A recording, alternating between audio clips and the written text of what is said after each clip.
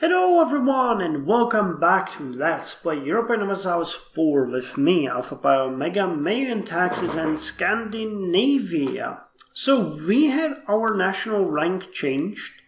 I think that Title Rank Kingdom, it's here somewhere, though I don't really remember which one it is.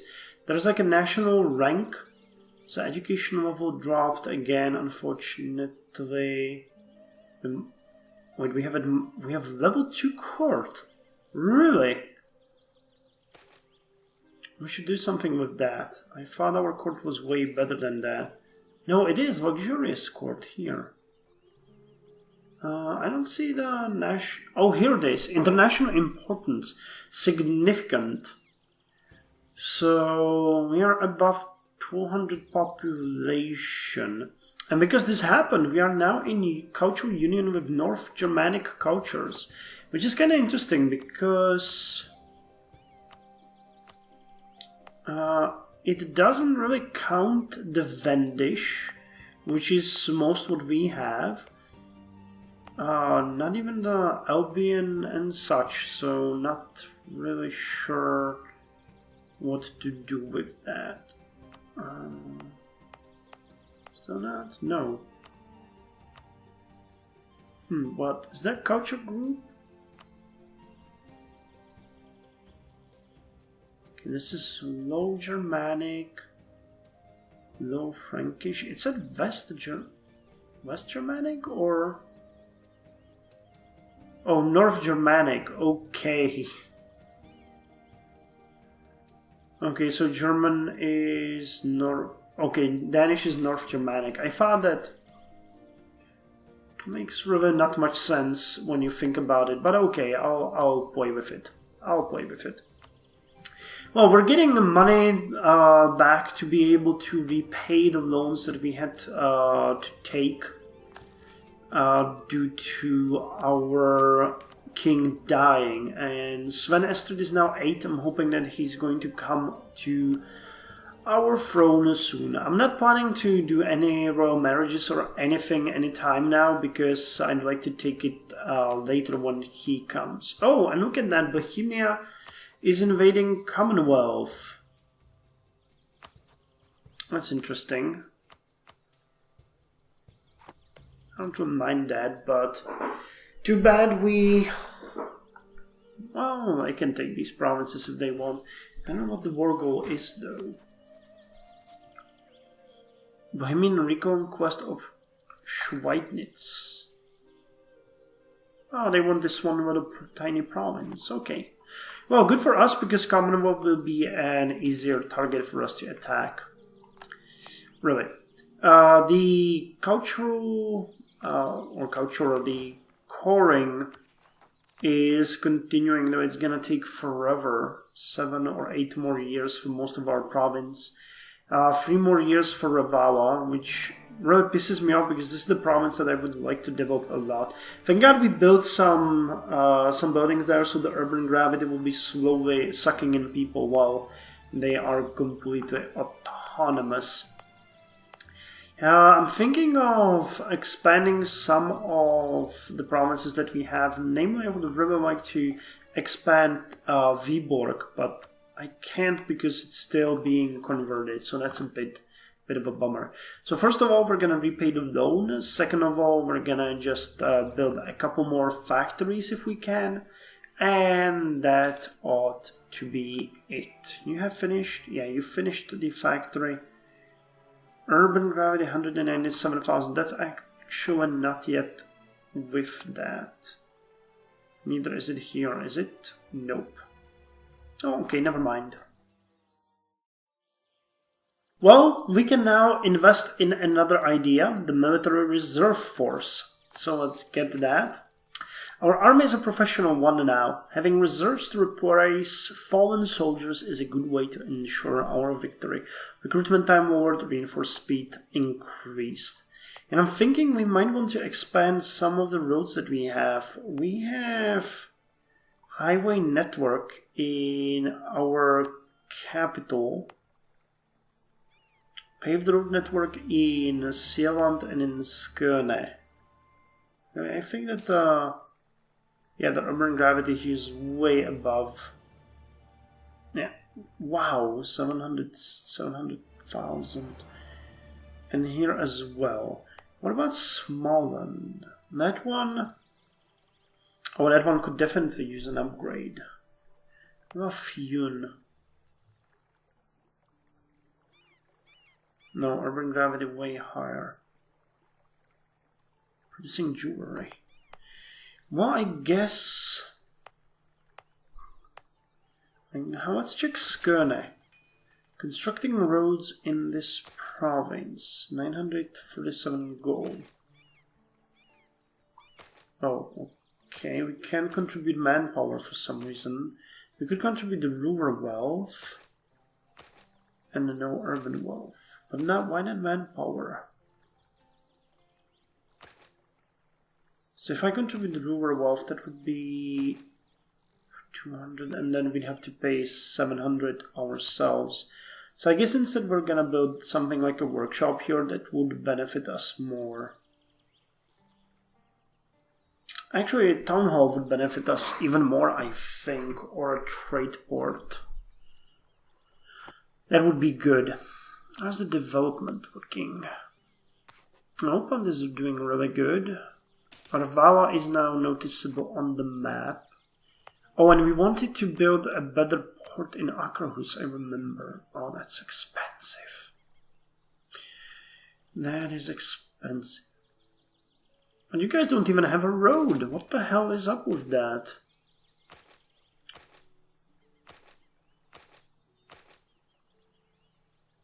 Could contribute 25. I guess we might have lost the ability to commit people to it. Wait, so we have a road leading through Dalarna to Akerhus, and does it end there? Yeah, no road through Trondheim or anywhere. Not even in Lapland. Yeah, we can no longer contribute manpower. That's interesting. Didn't know that. Oh, good to know. And considering the other states, our capital is slightly smaller than London. It's much smaller than Lombardia. And about the same size as Constantinople. So Lombardia is our biggest threat now. Oh, they do get a stock exchange. Okay, bank and... Oh no, that's the customs house. Dominant center of trade. The urban gravity is 727,000. That's not much else. Well, if we were able to attack... By the way, I don't think I mentioned that we have Italy as an ally, but if we managed to sack Lombardia, we would swim in cash, but that would make us probably...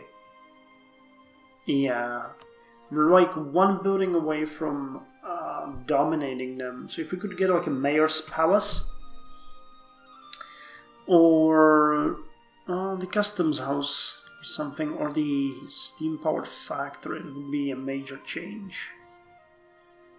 But investing that much when we're that far away, I don't think that's what we intend to. How far is Lombardia from its maximum? Quite far as well. The time has come to take another army idea, the second before the end.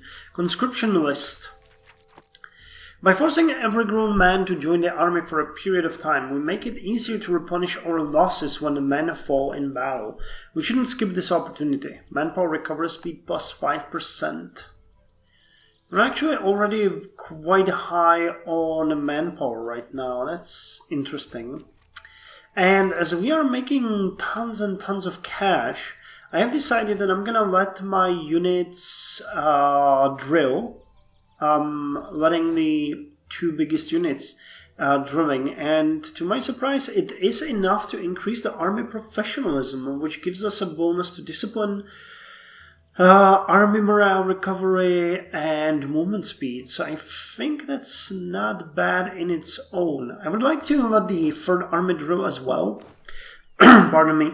But we don't really have a suitable general, and our king will take some time to get. So I'm thinking that once we get once we get 50 military power, which will be very soon, in 2 months, we are going to recruit a new general. Hope that he's going to be good, and assign him to the 3rd Army, to the Army of Sweden.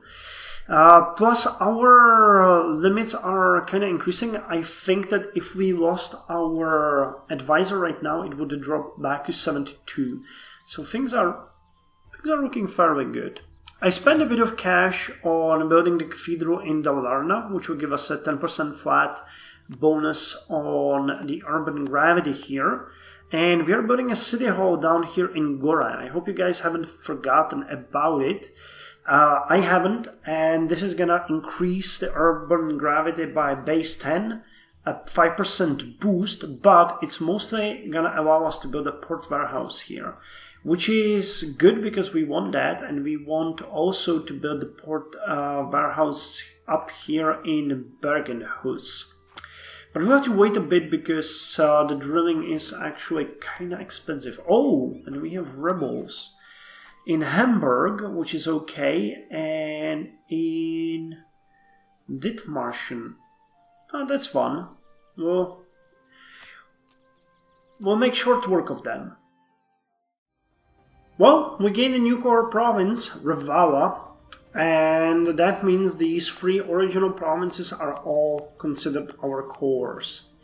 Now, I could build a lot of things here. Revala, however, still hasn't gotten to its original or its desired urban gravity. So I'm not. I'm gonna let the autonomy just drop for all these 3 provinces. And in the meantime, I think we are going to go ahead and build the port's warehouse here in Bergenhus. That's one thing that we wanted to do for a long time, so let's do it. And the city hall in Gure is almost finished. We are now sitting at 21.5 thousand people, which is good, you know. The city hall is gonna give another additional big boost, but we'll need. I don't know. Wait, is there I didn't check that. Is there a limitation? No, just the city hall. So the next investment that we're gonna make is going to be in Gure, the port's warehouse, and we're going to build a trade dockland in Revala, because we want to connect this area to our empire. Well, it's not empire yet, but it will soon be. And with the current autonomy, it's claiming that we will be somewhere around 60 autonomy in all of them, which is, you know, not great, but quick communications here will make it much better. Much better, I think. Regarding the other provinces, we are doing okay. Things are just, you know, being cored. And I claimed Piltene together with Riga. Riga, you know, but Piltene has been claimed recently by us for the next war. Bohemia won its war with Commonwealth, gained a couple of provinces down here, which is interesting. And as we are still drilling, our army professionalism increased to 7.09. We can easily let that happen because our income is now in positive numbers. And I'd like to have my armies a bit more capable in case of next war with Commonwealth. I don't think we needed them at this point to be so good, but you know, it's better than nothing. Now, next time we're gonna go after Vilex, Semgalen, Kurland, Riga, Piltene, and well, I guess, what is this? Latgola. Okay, we're gonna get this chunk, which is gonna be fun. Gaining that will be easy for us, I believe, and it will be the last step for us so that we can pronounce ourselves as an empire. Now, it really depends on how our heir will turn. The war would be very welcome, but if he's not aggressive and has something like a diplomat, I don't think we should be able to attack there. Though, thinking that we might threaten them with a war, and if we have a good enough thing going, they might yield. Alex's blasphemy.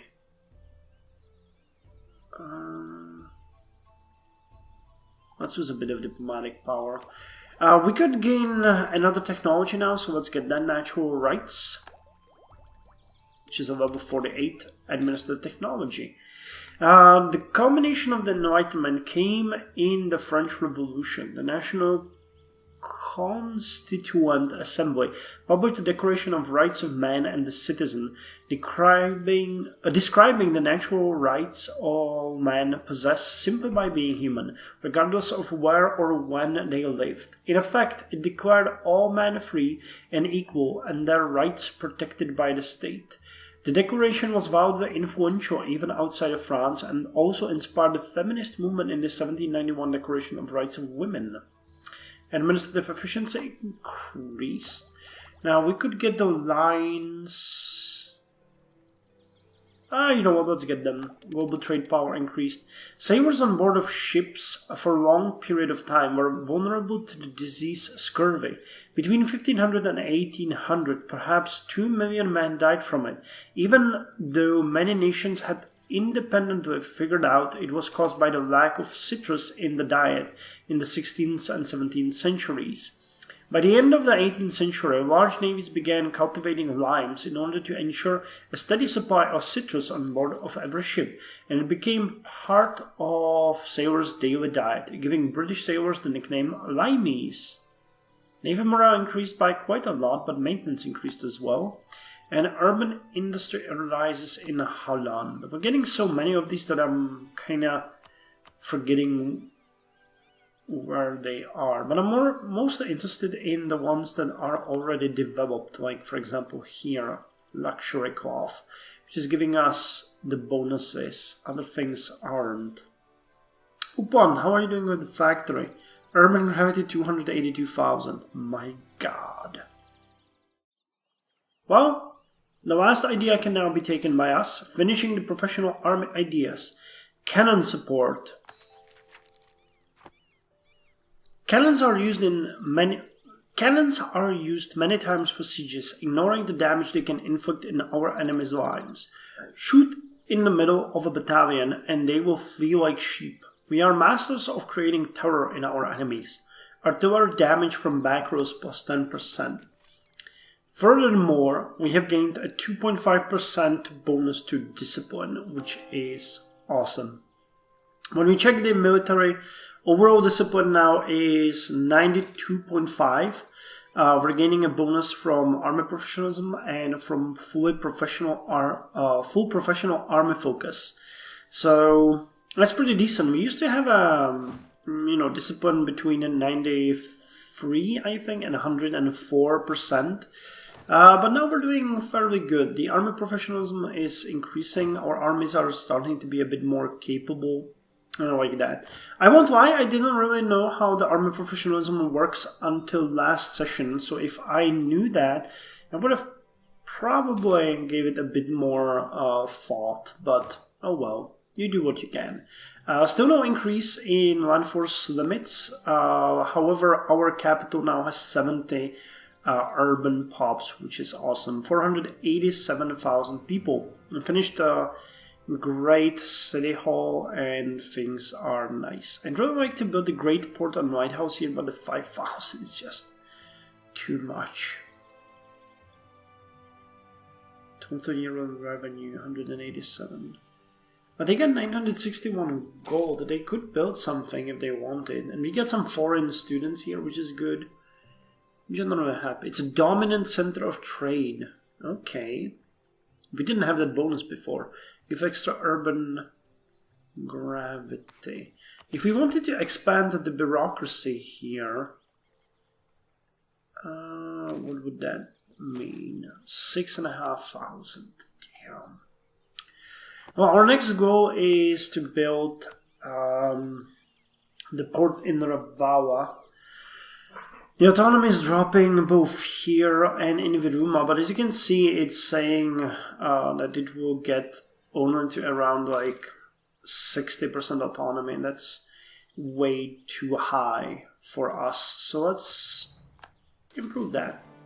Plus, this will help us, you know. We're gonna get a bit more urban gravity, so the population in Ravala, our capital of the area, will grow. Happy, happy, happy. On the map of Europe, we're not really exceedingly good, but as you can see, there's not that many places overall, and you can notice the development of our areas. Oh my god, China. Who's hell? This is fucking insane. There's 1,200,000 people here. It's just... Oh. The ruler of Italy has unilaterally decided to set aside his lawful wedded spouse, a member of House von Jülich. This shocking move will harm relations between our two nations. Wait, what? We're not House von Jülich. We're Astrid. Oh, I guess the game got confused because she is ruling here. Well, we can get a new royal marriage with them anyway, so that's kinda moot.